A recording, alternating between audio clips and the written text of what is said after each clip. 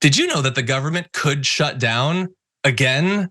Didn't they just deal with that? Well, they should be dealing with it because we've got about a week and House Republicans still have not come up with a viable plan to pass a funding bill. And there's a number of different things that have been stymieing efforts to fund the government. Some of them perhaps not surprising, others certainly stand out to me. So let's see, we've got a tug of war over how deeply to cut spending. Okay, they're always gonna fight about stuff like that. And whether to wade into controversial debates like a person's right to use birth control without losing their job. That's a thing. This is not like the Wyoming state legislature that's arguing about this. House Republicans are potentially gonna shut down the government because they think you should be able to be fired if you take birth control. If you were wondering if Republicans have learned much from the last few elections in terms of their views on reproductive rights, no.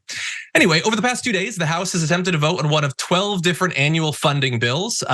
We had the financial services bill, and that bill funds the judiciary branch, the Treasury Department, and the IRS. So that didn't work. I'm sure big cuts will be coming to most of those, but that's considered among the least controversial of the ones that they are looking into. So as I alluded to, they had this one about whether you should be able to be fired for using birth control. So one of the ones that's coming up, language that would block a District of Columbia law that prevents employers from discriminating against workers who seek contraception of family planning services. Now, the good news is that there are Republicans who don't think that that should be overturned. So New York Republican Representative Mark Molinaro said he would oppose the bill if it continues to block that DC protective policy, and estimates that about 8 GOP lawmakers side with him, saying, I think there's an understanding that we feel strongly about it. So it is good that there are at least some Republicans on that side. But 9, there are hundreds of Republicans in the House, and only 9 apparently think that you should not be able to be fired for taking the pill. I mean, I thought perhaps we dodged a really crazy Republican House when Jim Jordan didn't get in charge, but no, the crazies are still there. Mondale, I want to start with you. What do you think about the current dysfunction in the House? I mean, listen, I don't understand how we don't think this is normal now. I mean, this is the nature of Republicans. Find the least popular issue and die on it. Like, just stay with it and keep losing elections. Don't matter, because you can gerrymander entire states into one Republican district. That's what I think that's their plan. It has to be their plan, because there's no way in hell you can keep going after contraception and women's right to choose and keep losing in the manner you're losing. I mean, we see Democrats winning in spaces we shouldn't be winning. We just saw a conservative sheriff talking about contraceptive in Georgia lose in a district that Trump won by plus 30. So I don't know what their plan is, other than to, cheat gerrymander districts. In Mississippi, they ran out of ballots. They keep the ballots low. I think they trying anything except for convince voters that they got any damn common sense.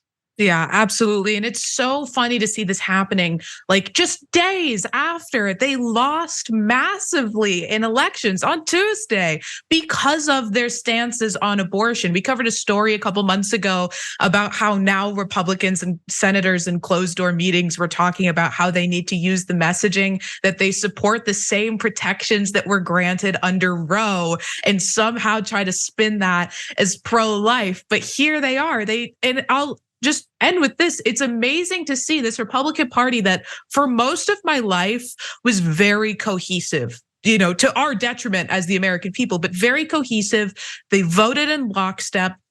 There was, some ideological difference between, members of the party, but when it came to voting, they had their ducks in a row. They were all on the same page. And now in just a few years, we've seen this party descend into utter chaos. And they are just, I think Lindsey Graham described it while the speaker fiasco is happening, that they've shot themselves in the foot. And I mean, of course, Donald Trump played no small part in allowing this to happen. And I'm here for it. I love it. Yeah, just like I've often thought there's nothing that they love more than power, and that might be true, but it's possible that they hate people who can get pregnant more than they love power. Like, it might be that they're willing, like, if you follow all of the independent right-wing commentators, they were all coming out of those elections this week saying, no, we need to double down. We need to do even more. And it's a great strategy. I mean, they failed for like 60 years to convince people of their position. Why shouldn't they try for another 60? Anyway, we'll see if the government ends up getting funding. That will be probably the most important early test of the new speaker. Will there actually be a functioning government? We at least had that under the previous one. We'll have to see. Hey, thanks for watching that video. We really appreciate it, guys. And we appreciate it if you become members, because that allows us to be independent, honest, progressive, all the things that you don't get from corporate media. And all of that is because of you guys. Hit the join button below and become one of us. Become a Young Turk.